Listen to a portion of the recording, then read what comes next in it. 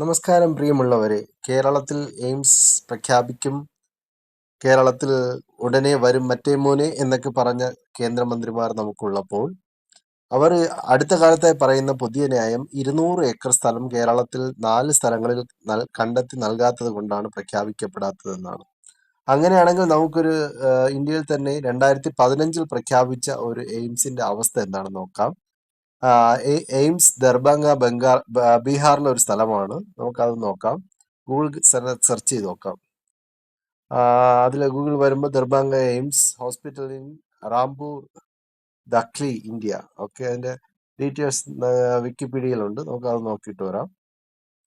All India institute of medical science Darbhanga AIIMS is under construction. Public hospital and medical schools located in Darbhanga, Bihar. It is second aims of Bihar. ബീഹാറിലെ രണ്ടാമത്തെ AIIMS ആണിത്. Being constructed approximately at the cost of 1,262 crore.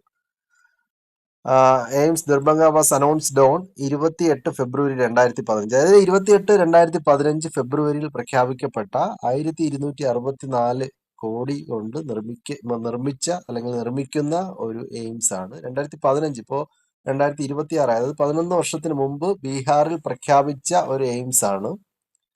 And approved on 15 September 2020. പ്രഖ്യാപിച്ച 2015 അത് Indian government approve ചെയ്തത് 2020 September 15. The government of Bihar handed over the 187 acres of land to the central government in 2024. അതായത് 2015 പ്രഖ്യാപിച്ചു, 2020 approve ചെയ്ത, central government approve ചെയ്ത ബീഹാറിന്റെ രണ്ടാമത്തെ AIIMS, അതിന് 187 acre land എടുത്ത് കൈമാറിയത്, സെൻട്രൽ ഗവൺമെന്റ് കൈമാറിയത് 2024. അപ്പൊ നമ്മളൊന്ന് ആലോചിച്ച് നോക്കി, നമ്മുടെ നാട്ടിൽ വന്നിട്ട് നമ്മുടെ കേന്ദ്രമന്ത്രിമാർ എന്തൊക്കെയാണ് പറയുന്നത്. 4 സ്ഥലം 200 ഏക്കറുള്ള 4 സ്ഥലം കണ്ടെത്തി കൊടുത്താൽ മാത്രമേ പ്രഖ്യാപിക്കാൻ കഴിയൂ എന്നൊക്കെയാണ് അവർ ന്യായം പറയുന്നത്. ഇവിടെ പറയുന്നത് 2015 പ്രഖ്യാപിക്കപ്പെട്ട ഒരു എയിംസ് ആണ്. അത് 2024 അംഗീകരിച്ചു.